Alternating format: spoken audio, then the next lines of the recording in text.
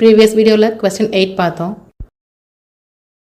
அதில் இந்த highlighted questions எல்லாம் கவர் பண்ணியாச்சு.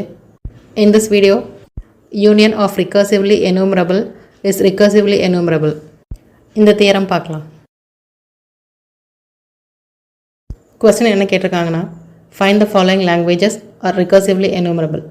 இதில் part 2 question previous வீடியோவில் பார்த்தாச்சு. Now part 1, union of recursively enumerable languages. இந்த தியரம் ரொம்ப சிம்பிள்.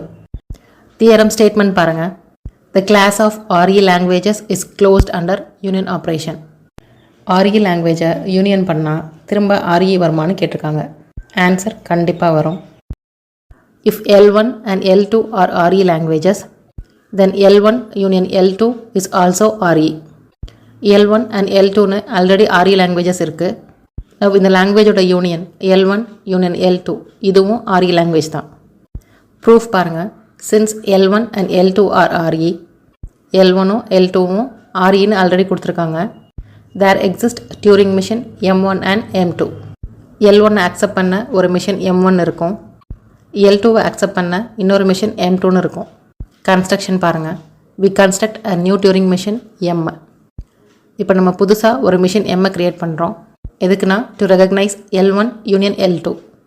இந்த M machine L1 union L2 that is union language recognise பண்ண யூஸ் ஆகும்.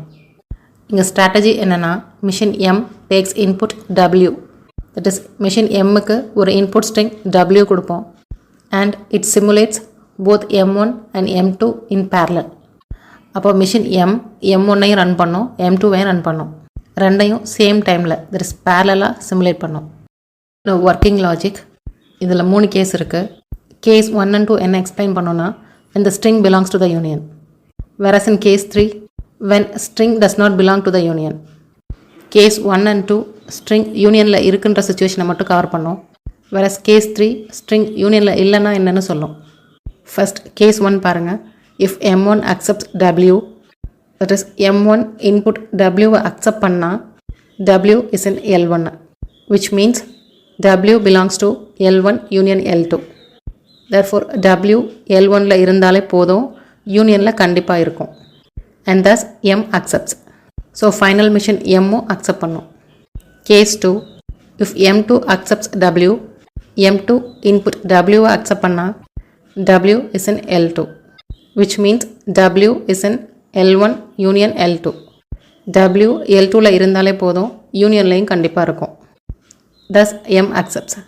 so mission M accept பண்ணும்.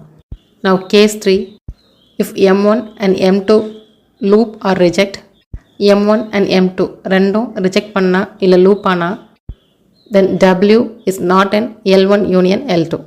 அப்போ W N1லையும் இல்லை, L2லையும் இல்லை, ஸோ யூனியன்லையும் கிடையாது. in this case M loops or rejects. So machine M reject பண்ணலாம் இல்லை லூப் ஆகலாம்.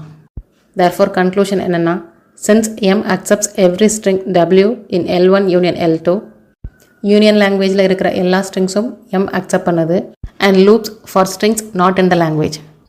லாங்குவேஜில் இல்லாத ஸ்ட்ரிங்க்கு M லூப் ஆகலாம். therefore L1 union L2 is recursively enumerable. so according to definition, L1 union L2 கண்டிப்பாக RE லாங்குவேஜ் தான். to be simple, RE languages 2 இருந்தால் அப்போ யூனியனுக்கும் அக்செப்டிங் மிஷின் பில்ட் பண்ண முடியும். so RE is closed under union.